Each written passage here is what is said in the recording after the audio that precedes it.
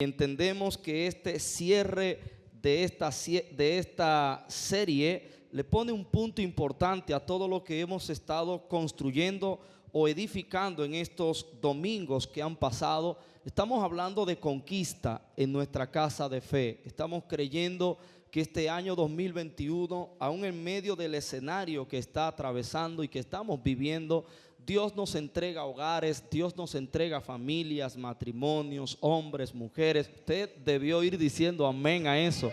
Gloria al Señor. Y nosotros somos el medio que Dios va a usar. Nosotros somos los conquistadores que iremos a conquistar, estableciendo así el reino del Señor. Pero Dios nos ha detenido en estas semanas, dándonos a entender que antes de nosotros conquistar a los demás, debemos ser conquistados por Dios. Y Él nos ha estado ministrando en diferentes áreas, ha estado estableciendo algunos principios sobre nuestras vidas. Y hoy damos por culminada ya esta serie, preparándonos para la conquista, parte 3. Amén. Bien, vamos a la palabra del Señor. Segunda de Reyes, capítulo 2. Segunda de Reyes, capítulo 2. Ahí está la base bíblica que vamos a utilizar para compartir la palabra de Dios en este día. Aleluya. Regalo unos segundos a los que lo están buscando. Un dato importante: Segunda de Reyes está después de Primera de Reyes. Aleluya. Para que lo encuentre más fácil. Segunda de Reyes, capítulo 2. Leemos las Sagradas Escrituras en nombre de Jesús. Aconteció que cuando quiso Jehová alzar a Elías en un torbellino al cielo, Elías venía con Eliseo de Gilgal. Diga conmigo, Gilgal. Y dijo Elías a Eliseo: quédate ahora aquí, porque Jehová me ha enviado a Betel. Diga conmigo, Betel.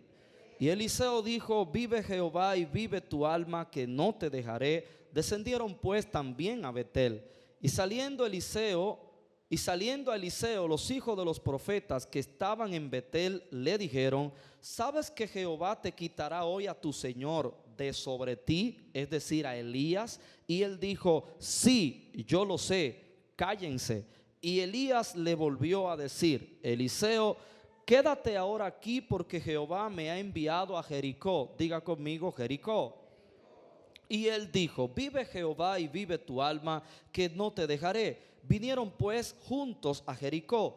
Y se acercaron a Eliseo los hijos de los profetas que estaban en Jericó y le dijeron: ¿sabes que Jehová te quitará hoy a tu señor de sobre ti? Él respondió: sí, yo lo sé, cállense. Y Elías le dijo: te ruego que te quedes aquí, porque Jehová me ha enviado al Jordán. Diga conmigo, Jordán. Y él dijo: vive Jehová y vive tu alma, que no te dejaré. Fueron pues juntos al Jordán.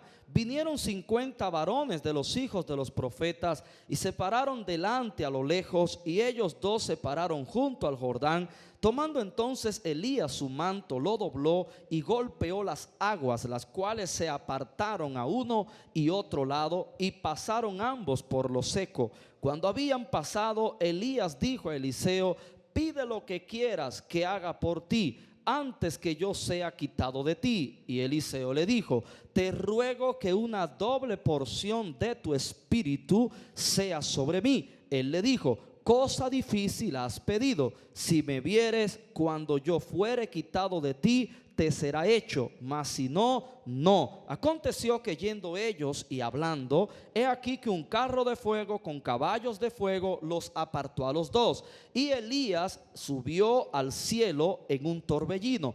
Viéndolo Eliseo clamaba: Padre mío, carro de Israel y su gente de a caballo. Y nunca más le vio. Y tomando sus vestidos, lo rompió en dos partes, alzó el manto de Elías que se le había caído, y volvió y se paró a la orilla del Jordán, y tomando el manto de Elías que se le había caído, golpeó las aguas y dijo: ¿dónde está Jehová, el Dios de Elías? Y así hubo golpeado del mismo modo las aguas, y se apartaron a uno y a otro lado, y pasó Eliseo. Escuche este último texto. Viéndole los hijos de los profetas que estaban en Jericó. ¿Usted se recuerda lo que los hijos de los profetas les decían en las otras paradas?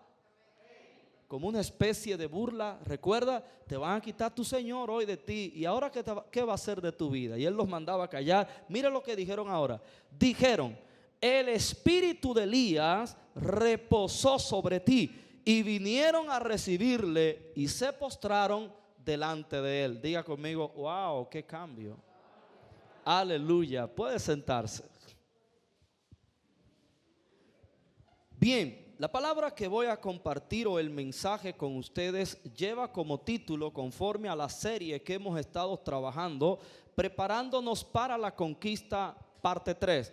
Creemos que Dios nos está preparando para conquistar, como dije al principio, hogares, familias. Israel conquistó territorio, mas nosotros estamos conquistando las vidas donde el reino de Dios se va a establecer, donde la simiente y la nueva naturaleza en Cristo se va a manifestar. Usted dice amén conmigo.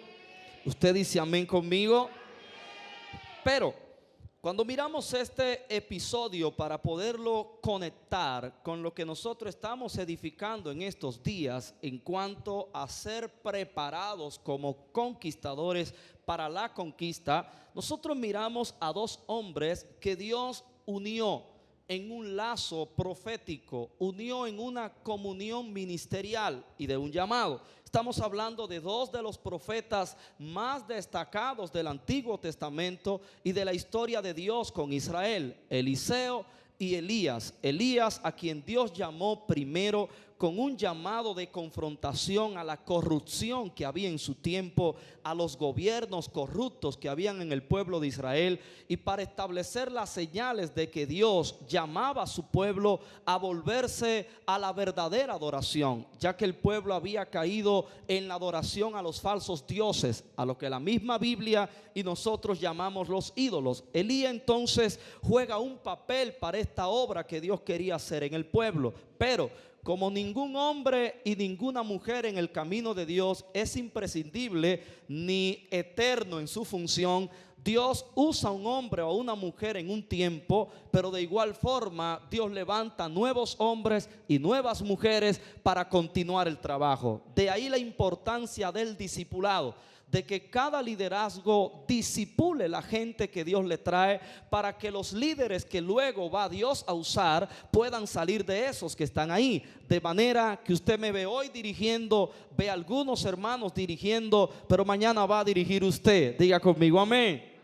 Mañana va a dirigir usted. Por eso nosotros como líderes debemos ser responsables en discipularlos a ustedes, pero ustedes también tienen que ser responsables en caminar en ese discipulado de manera obediente. Usted no puede dedicarse a solo ser un consumidor en la iglesia, a ser un consumidor en el camino de Dios, que quiero decir que usted solamente viene a recibir, que usted solamente viene a comerse lo que se imparte, usted solamente viene a beber el agua que Dios trae, hablando de los asuntos espirituales, a escuchar las prédicas, a escuchar las canciones. Es bueno consumir, pero usted tiene que cruzar de ser un consumidor a ser un reproductor. Amén. Cuando usted mira a los discípulos de Jesús, Él los discipuló no para ser consumidores, sino para ser reproductores. Y basta con un solo ejemplo para demostrárselo. Cuando Jesús se estaba preparando para irse, como Elías se fue y dejó a Eliseo para continuar el ministerio, igual cuando Jesús se iba y dejó a sus discípulos para continuar, ¿qué le dijo Él? Vayan y enseñen lo que yo le enseñé a ustedes. En otras palabras, yo puse algo en ustedes, no es para que se queden ustedes, es para que ustedes lo reproduzcan en otros. Amén. En tal sentido, nosotros entendemos que el propósito de Dios es generacional. camina de generación en generación. Por eso en la Biblia, cuando usted lee la historia de la Biblia y le presta atención a los hombres y mujeres que Dios escogió, es decir, al pueblo de Dios, usted se va a dar cuenta que hubieron muchas generaciones. Cuando usted empieza a leer la historia de Jesús en los evangelios, en Mateo y en algunos de ellos, usted ve que le va contando generaciones, las generaciones de los hombres y mujeres que hubieron hasta llegar a Jesús. Pero esas generaciones no se quedan en Jesús, han seguido caminando hasta llegar a nuestros días, que también somos una generación. Amén. Algunos entienden que una generación es un grupo de personas que pertenecen a un mismo tiempo, pero hay otros que sostienen que en un mismo tiempo pueden haber varias generaciones. Se entiende que una generación es un grupo de personas que nacen en la misma temporada y que viven más o menos juntos en esa temporada o en ese tiempo por 40 años. Eso se llama una generación, según la manera como algunos pueden medir el sistema generacional. De manera que aquí hay gente que pertenece a una generación y habemos otros que pertenecemos a otra generación, pero aquí también hay niños que serán la próxima generación. Entonces nos cruzamos generaciones en el mismo tiempo, sin embargo somos generaciones distintas. Entonces Elías llama a Eliseo, y este llamado usted lo encuentra en el libro anterior, en el primer libro de Reyes, en el capítulo 19, versículo 19, verso 20 y 21, 19, 20 y 21 del capítulo 19 del primer libro de Reyes, usted encuentra el llamado de Eliseo. Y hay algo muy significativo, y por eso lo menciono, y es que Elías iba caminando, y cuando pasó por el lado de Eliseo, dice la Biblia que le puso el manto encima. Y cuando le puso el manto encima, uno lo lee así, pero algo pasó espiritualmente. Y esto tenía que ver por la connotación representativa del manto. El manto tenía que ver con autoridad, tenía que ver con asignación, tenía que ver con investidura, tenía que ver con poder. Para los hebreos el manto viene siendo el mismo talí, lo que ellos utilizan, y es parte muy seria de su devoción, de su ceremonia, de sus rituales. Es decir, que el manto no solo es un pedazo de tela, no solo es un vestido, sino que esto tiene una insignia espiritual,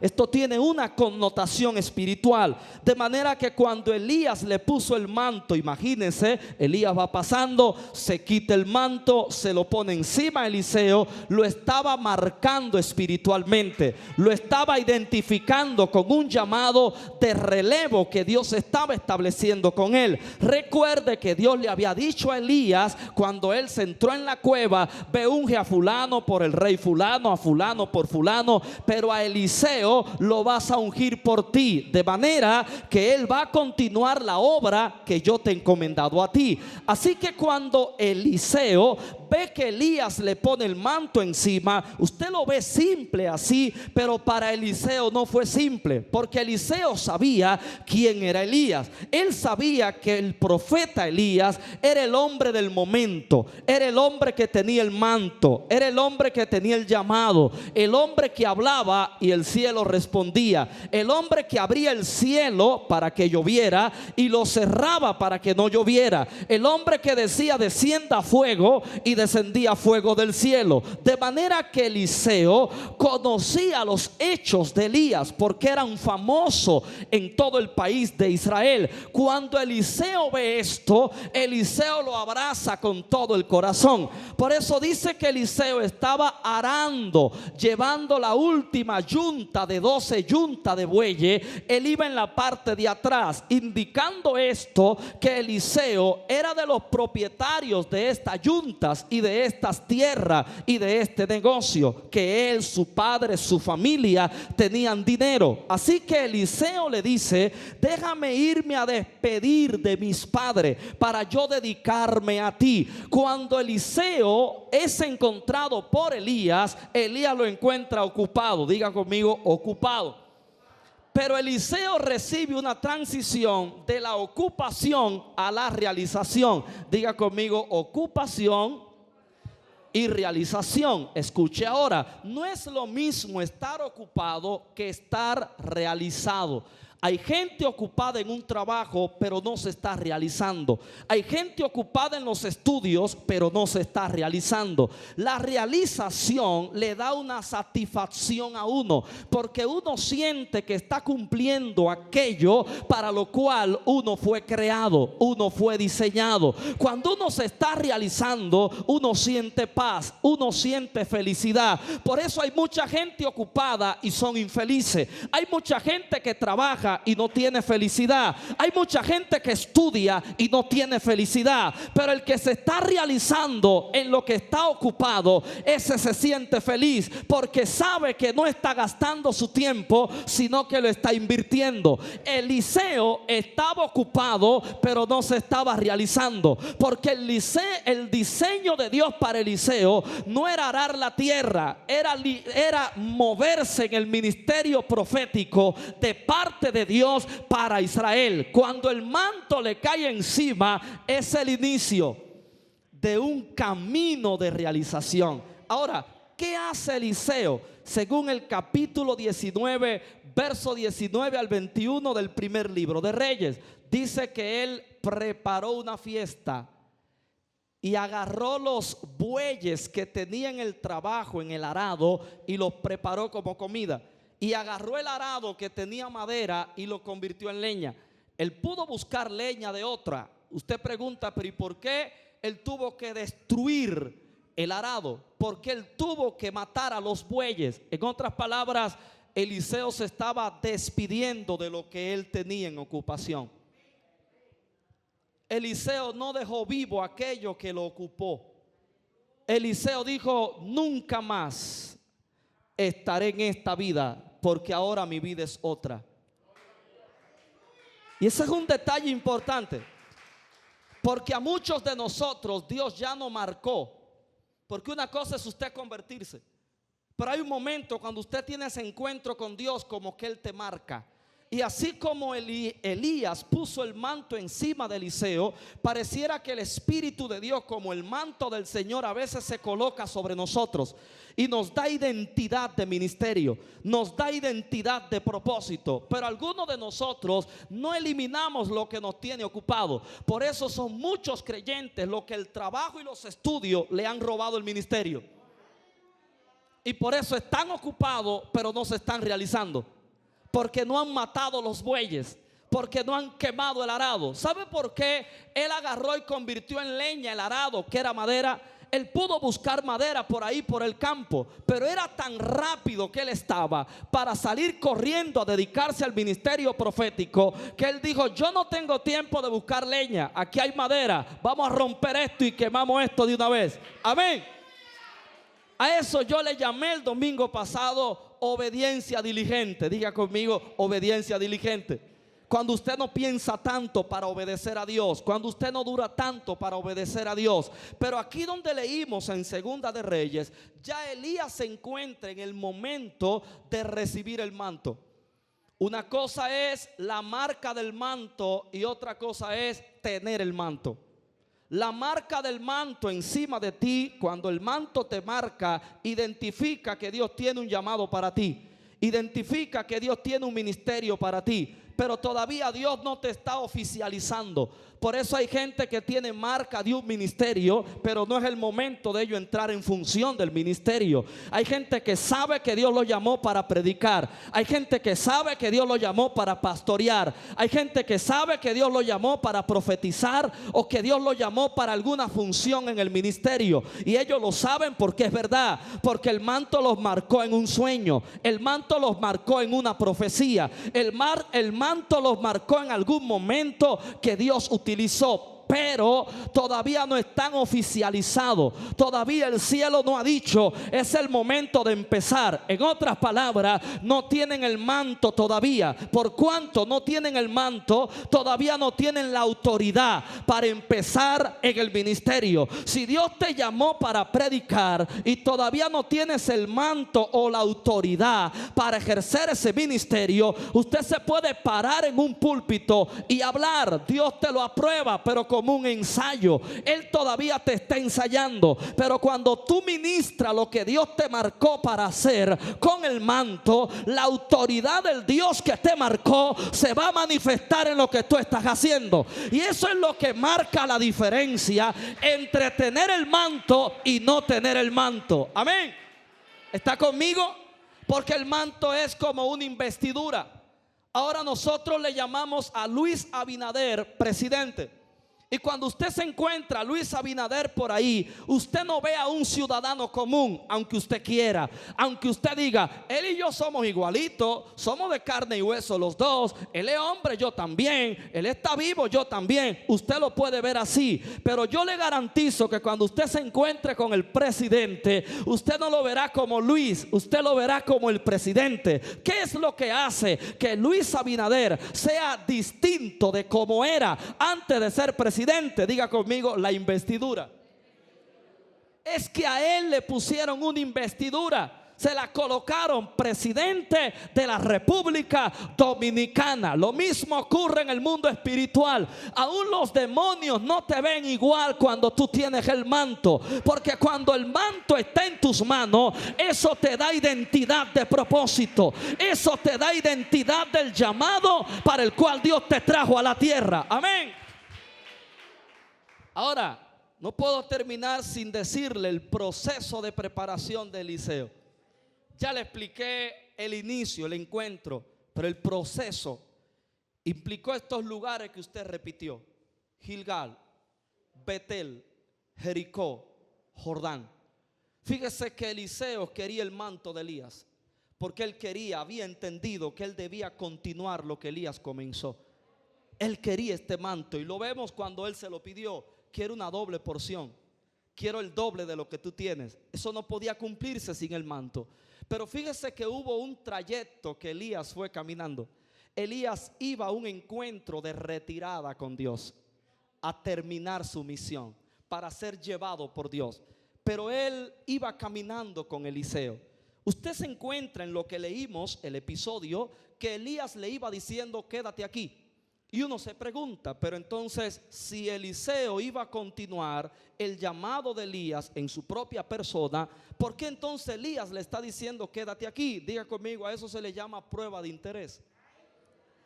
A veces Dios pareciera decirte que no a algunas cosas, pero realmente no te está diciendo que no, es probando a ver si te interesa.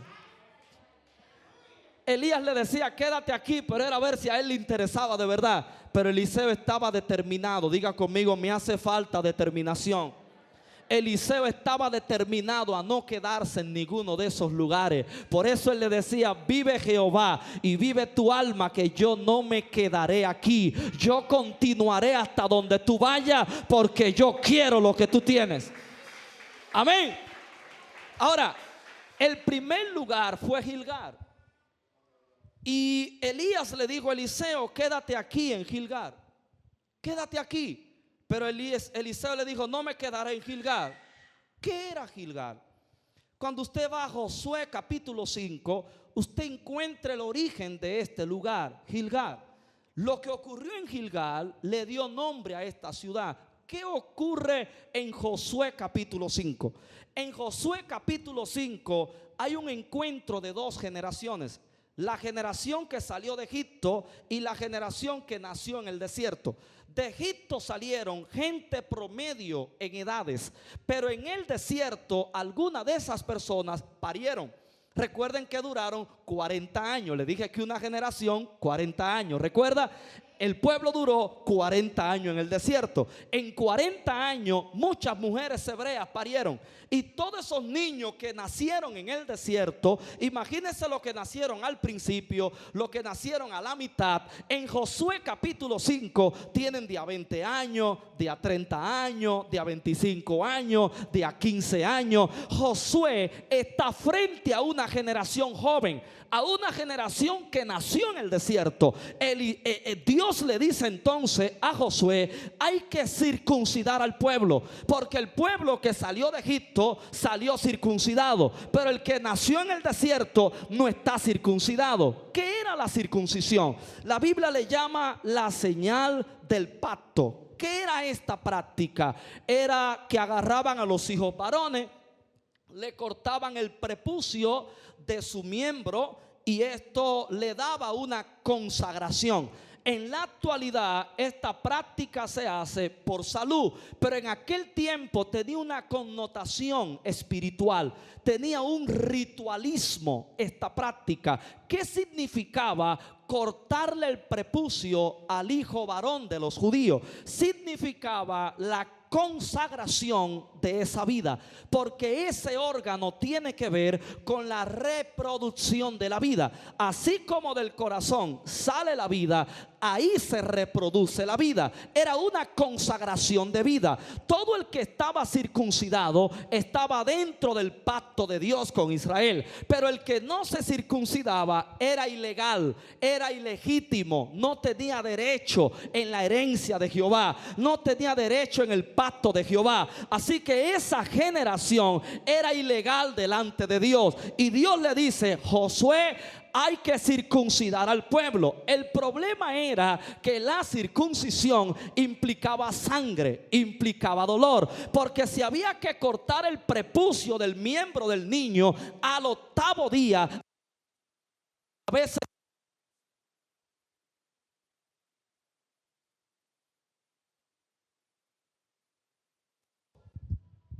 cuando Josué se preparó para esto, buscó piedras, porque no había metales en ese momento como hoy vemos de espadas y cuchillos. Él agarró piedras afiladas en forma de filo y las preparó, y con esas piedras afiladas hicieron cuchillo. Imagínense ustedes los días que duraron consagrando a todos esos muchachos, pero ya no eran niños, algunos eran grandes, cortando prepucio, cortando prepucio. Cuando ellos terminan, el pueblo se paró, porque le dije que ahí había sangre, había dolor, y cuando el pueblo se detuvo, entonces Dios le dijo: hoy yo he hecho rodar todo el oprobio que ustedes trajeron de Israel. Y de ahí viene el nombre Gilgal. Gilgal en hebreo significa rodar. Fue el día que Dios hizo que rodara del pueblo todo lo que no era de Dios. Ese era un día de cortar vínculo, de cortar los lazos que el pueblo trajo con Egipto. Cuando Eliseo llega a Gilgal, nos está dando un mensaje claro a nosotros. Nos está diciendo que antes de salir a la conquista hay que pasar por Gilgal. Y si hay que pasar por Gilgal, es porque hay que pasar por el proceso de la consagración. No hay forma de ser un conquistador sin antes ser consagrado al Dios que nos va a usar en la conquista. Y esto implica dolor, esto implica sangre, esto implica pararse en la aflicción, pero para ser consagrado. Amén. En Gilgal rueda de ti todo lo que a Dios no le agrada, todo lo que no es de Dios en tu vida. Gilgal es la primera parada del creyente. Es el espacio donde Dios te entra para que muera en tu vida todo lo que traíste del mundo que no es de Dios.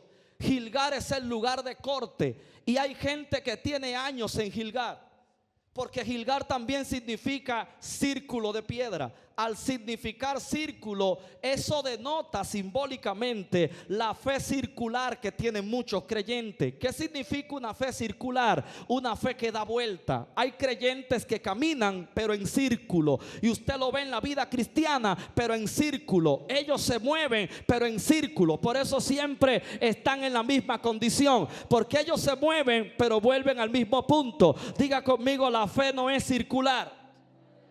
La fe es línea recta, porque es de progreso, es de avance, es de crecimiento. Y hay muchos creyentes estancados en el círculo de Gilgal, y por eso siempre viven en el dolor de Gilgal, siempre viven en el llanto de Gilgal. Ahí el pueblo lloró, ahí el pueblo sufrió, pero fue con un propósito, fue con el propósito de consagrarlo. Pero Gilgal es una parada, pero no el destino. Diga eso conmigo: Gilgal es una parada en el camino, pero no el destino del camino. Yo tengo que pasar por Gilgal, pero no quedarme en Gilgal. Por eso Eliseo nunca se quedó en ninguna parada que no sea su destino. Y eso tiene que darnos un ejemplo a nosotros. A veces nosotros escuchamos: quédate en Gilgal, y nos quedamos en Gilgal. Pero Eliseo sabía: yo paso por Gilgal, pero no vivo en Gilgal. Yo sigo a la próxima parada. Amén.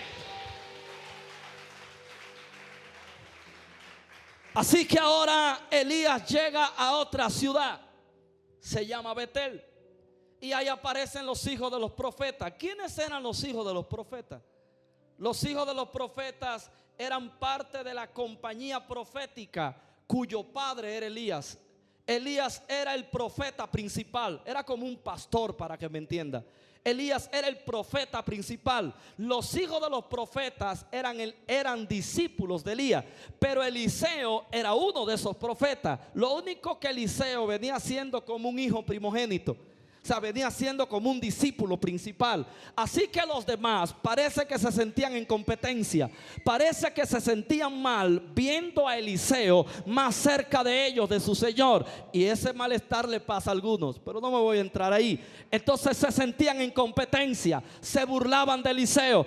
Te van a quitar a tu Señor. Se acabó tu brillo, se acabó tu apogeo. Yo voy a ver ahora qué tú vas a hacer. Si ahora Elías se va, ¿qué vas a hacer solo ahora? Pero Eliseo estaba determinado. Eliseo no estaba dispuesto a prestarle sus oídos a esas voces de burla, a esas voces incrédulas. Yo quiero pararme aquí a hablarle a alguien en este día. Hay muchos de ustedes que tienen problemas porque le abren el oído a los incrédulos, a los que dudan, a los que no creen en ti. Recuerde lo que Eliseo le respondía: no tienen que decírmelo, yo lo sé, cállense. En otras palabras, no le presto mis oídos a ustedes, porque ustedes con sus voces de burla lo que me van es a deprimir y lo que me van es a desviar del propósito que Dios tiene conmigo. Si usted va a caminar hacia la conquista, cierre el oído a las voces de burla, a las voces de competencia, a las voces incrédulas que lo quieren desviar.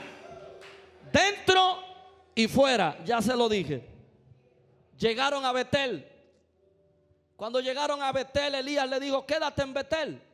Eliseo dijo: vive Jehová y vive tu alma, que no me quedaré en Betel. Ahora, ¿qué era Betel? En Génesis capítulo 28 usted encuentra a Betel, y es con Jacob, el tercer patriarca de Israel, el nieto de Abraham. Cuando Jacob llega a Betel, la Biblia dice que el nombre Betel antes de esto era lugar de luz. Diga conmigo: luz. Y esto tiene una connotación de revelación, lugar de revelación. Pero cuando Jacob tiene el encuentro con Dios ahí en Betel, es cuando él le pone el nombre y lo llamó Betel. Entonces, ¿qué significa Betel? Betel significa casa de Dios, lugar donde Dios se aparece, lugar donde Dios habita. ¿Qué nos está diciendo esto?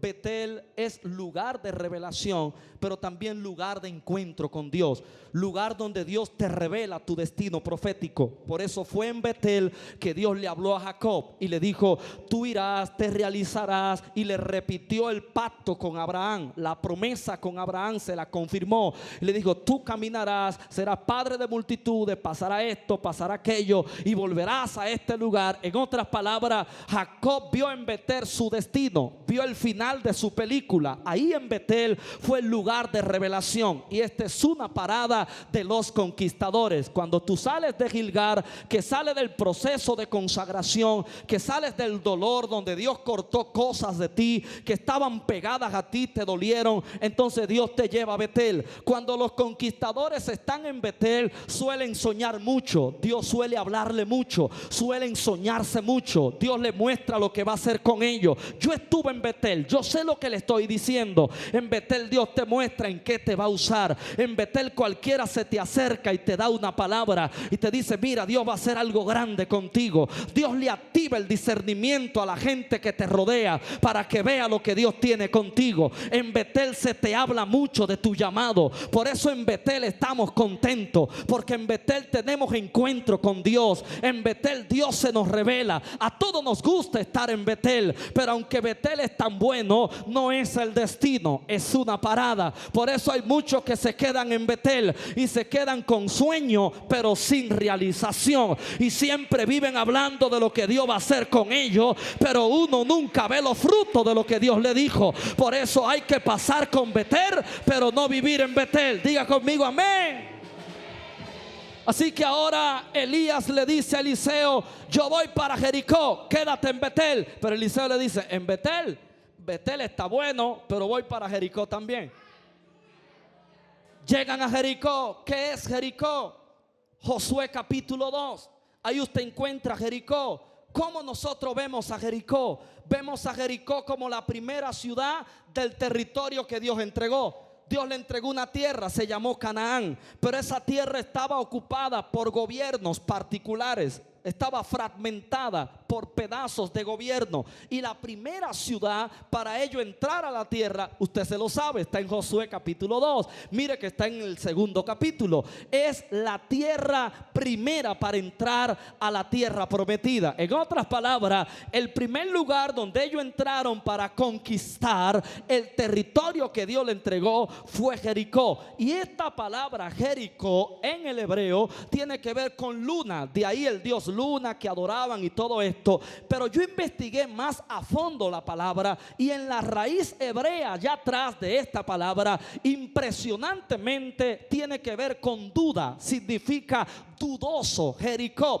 dudoso, duda. Cuando usted combina Gilgal, Betel, Jericó, usted arma un rompecabezas, porque usted dice: la primera parada de un conquistador, el lugar donde Dios corta lo que traemos del mundo que a él no le agrada. Ahí hay dolor, ahí hay aflicción, pero Dios me está consagrando. Segundo lugar, Betel, Dios se me revela, Dios me dice lo que va a hacer conmigo, quién yo soy en él. Pero usted llega a Jericó y usted dice: ahora me encuentro con la duda. Y yo no sé si a usted le ha pasado, pero yo personalmente, cuando pasé por Betel en mis comienzos, yo recibí muchas revelaciones de Dios. Dios me mostró el ministerio en las cárceles, Dios me mostró el pastorado, Dios me dijo: te llevo a las naciones. Todo lo que yo estoy viviendo hoy, yo lo vi allá atrás cuando estuve en Betel. Pero cuando yo salí de Betel y entré en Jericó, yo casi me descarreo, yo casi renuncio, porque yo empecé a ver todo lo contrario de lo que me soñé en Betel. Por tanto, Jericó es duda. En Jericó yo empiezo a dudar de los sueños de Dios conmigo, del llamado de Dios conmigo, porque Jericó tiene murallas fuertes. Jericó es difícil de conquistar. Jericó te dice: devuélvete. No hay hombre que logre entrar a esa ciudad. Por eso de Jericó se devuelven muchos conquistadores. En Jericó hay mucha gente parada que dice: Dios no va a cumplir lo que dijo conmigo, porque todo lo que estoy viviendo ahora no se parece a lo que vi en Betel. Pues yo le quiero decir a usted que aunque usted se encuentre en Jericó y Jericó te muestre todo lo contrario, ese no es tu destino, esa es una parada. Cruza Jericó y sigamos caminando. Yo no sé si aquí hay alguien en Jericó, pero en Jericó todo lo que veo es contrario. En Jericó lo mismo que me dijeron: te veo profeta, te veo predicando, ahora me hacen la guerra. En Jericó todo lo que se veía camino ahora se ve cerrado. Los muros de Jericó me dicen: tú nunca te vas a levantar, Dios nunca hará contigo lo que te dijo. En Jericó todo se voltea la economía, se voltea la familia, se cierra el ministerio, la gente te abandona. Jericó es duda. Jericó es duda. Y entonces en Jericó aparecen los hijos de los profetas para completar la duda. Mírate cómo estás. ¿Y tú crees que se va a cumplir contigo? Qué determinación la de Eliseo. Yo lo sé. Cállense. No necesito que me hablen lo que yo sé. No necesito gente que me esté visitando para hablarme de mis luchas y mis debilidades. Necesito gente que me hable de fe. Necesito gente que me hable lo que Dios dijo de mí. Así que a todo el que me venga a hablar lo contrario, cállese, que no lo necesito.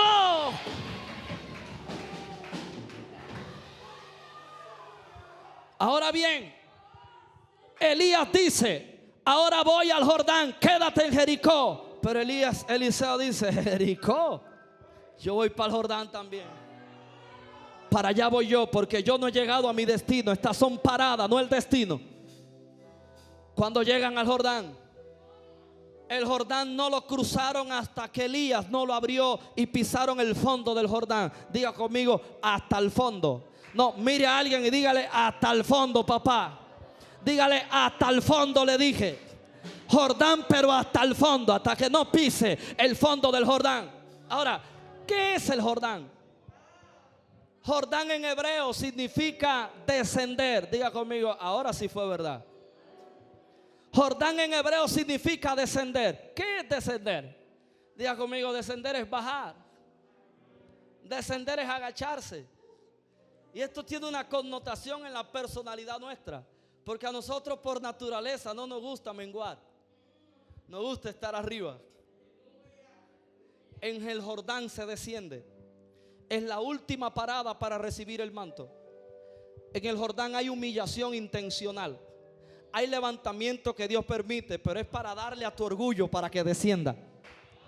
Hay cosas que Dios permite en el Jordán, pero es para que baje, para que descienda. Porque Dios te está viendo muy derecho. Y si te deja así, el ministerio te va a hacer daño. Si te deja así, el manto te va a hacer daño. Porque te vas a creer grande. Entonces el Jordán es descender. ¿Qué ocurrió en el Jordán? En el Jordán, ahí en ese río, descendió Naamán. ¿Cómo descendió Naamán? Cuando el profeta Eliseo le dijo, zambúllete, desciende 7 veces en el Jordán. ¿Quién era Naamán? Naamán era un altivo, orgulloso. ¿Qué fue lo que él le dijo a Eliseo cuando lo mandó al Jordán? Y ellos, no hay río mejor que eso en mi tierra, que este hombre me está mandando para esa cañada. Es loco que tú estás. Báñate tú en el Jordán, yo no. Diga conmigo, eso se llama orgullo. Eso se llama altivez. A todo Naamán le hace falta el Jordán. Hasta que él no descendió en el Jordán, no se le quitó la lepra. En el Jordán usted desciende, pero la lepra muere. Y la primera lepra que muere en el Jordán es la lepra del orgullo, es la lepra de la arrogancia. Porque un hombre o una mujer con un manto de Dios y con la lepra del orgullo no será representante del cielo. Alabado sea el Señor. En el Jordán hay que bajar.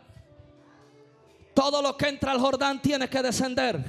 Por eso el Jordán era el río del bautismo. En el bautismo era que Juan bautizaba. En el bautismo descendió Jesús. Todo lo que entraba al Jordán tenía que descender. Todo el que se iba a bautizar tenía que descender. En el Jordán algo muere y algo renace. En el Jordán algo se te muere y algo vuelve a la vida. En el Jordán se desciende. Es el último paso para recibir el manto. Y yo vine a decirle hoy a alguien aquí, si usted está en el Jordán, si lo están humillando, si lo están menospreciando, muérase en el Jordán, zambúllase en el Jordán, que saldrás nuevo de ahí.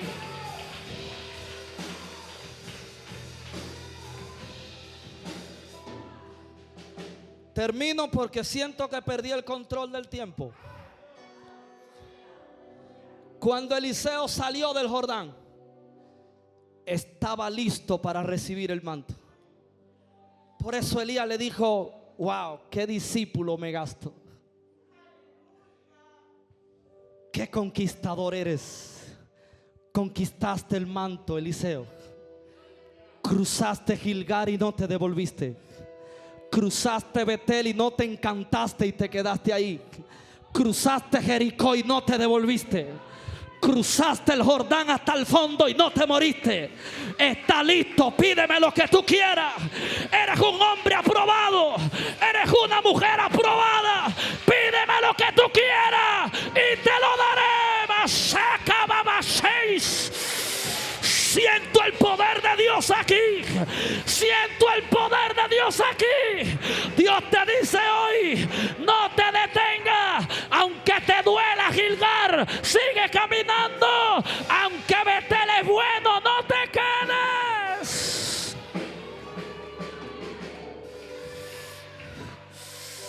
No te detengas. Yo le dije a alguien que orara por este culto. porque yo sé que en este cierre algo se va a quebrar, algo se va a romper, algo se va a romper. Aquí hay conquistadores que no saben dónde se encuentra, pues la brújula del Espíritu, el mapa del Espíritu, vine a decirte dónde estás. Estás en Gilgal, otros están en Betel, otros están en Jericó, otros están en el Jordán, pero no te detengas.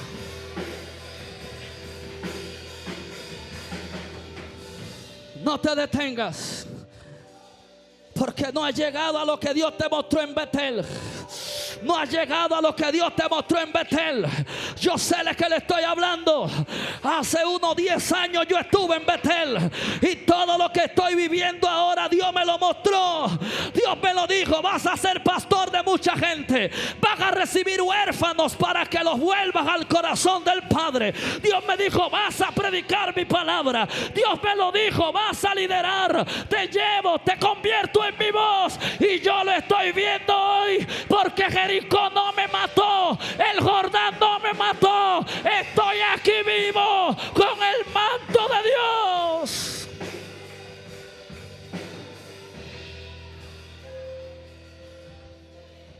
Excúseme si me ves saltado, pero es que siento el río de Dios con violencia. Porque aquí hay gente estancada en una parada, y ese no es su destino. Aquí hay gente peleando con la burla de los hijos de los profetas. Deja de entrar en esa situación tan enferma. Deja de estar tirando indirectas y haciéndole la guerra a los hijos de los profetas. Cállalos, no le prestes tus oídos. Sigue caminando.